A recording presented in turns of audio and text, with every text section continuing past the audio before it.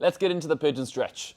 And we're gonna use this if we need to. So if you have something like a yoga block, or it could be anything like a pillow, a cushion, a toilet roll, tissue roll, kitchen roll, whatever you call it, have that on standby. That's just if we have a little bit of restriction within the hips and the glute, and we'll see if we need it. Just at least you have it on standby. So I'm gonna put this to the side. It's still there if I need it, and I'm gonna show you how you're gonna use it if we do need it. So, we're gonna start in a high plank, and our high plank is through our hands, legs nice and straight, so keep the shoulders over our wrists. From there, you're gonna take your left leg, because we're gonna stretch the left glute to start, is we're gonna bring it up, the knee up to the elbow, and then try and bring it across. And then we'll sit back on it, okay? So from there, we can adjust the hands, but the main thing to focus on is getting the ankle in line with the knee. That is the biggest mistake we see in the pigeon stretch, where the foot starts coming in behind and this angle at the back of the knee is less than 90 degrees, okay? We want that at 90 degrees, almost imagine the figure 7, and we want to keep it, obviously it's from the left-hand side, it's going to be reverse, but we want to keep that there so we have the most tension on our glute through the external rotation at the hip.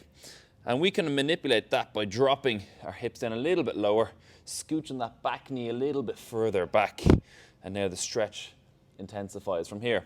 We can intensify it more by bringing the shoulder blades back, hinging at the hips and going lower down. Now, the reason we have the block here is not everyone will be able to get into this position. If you can, fantastic. If you can't, get as close to that position as you can. This block is going to tuck in underneath that knee. So that's going to bring the floor up to you. So we reduce the range of motion if we don't have that ability, okay? So we'll recap that again. Start in the high plank position. I'm actually going to do it on the right side so you guys can see from another angle.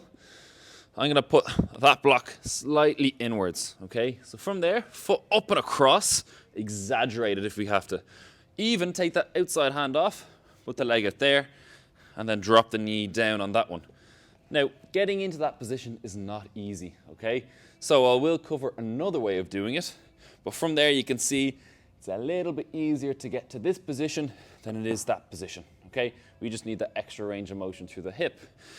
Another way I find helpful sometimes to get into that position is we're kneeling with our 2 knees. Take one leg in front of this knee. I'm going to drop this leg out to the side, but your hands have to be ready just to push to the outside, and there you have it, okay? Same rules apply. If we have the block there, and you need it, call upon it, grab it. See how you go with that one. Hopefully it's the hamstrings.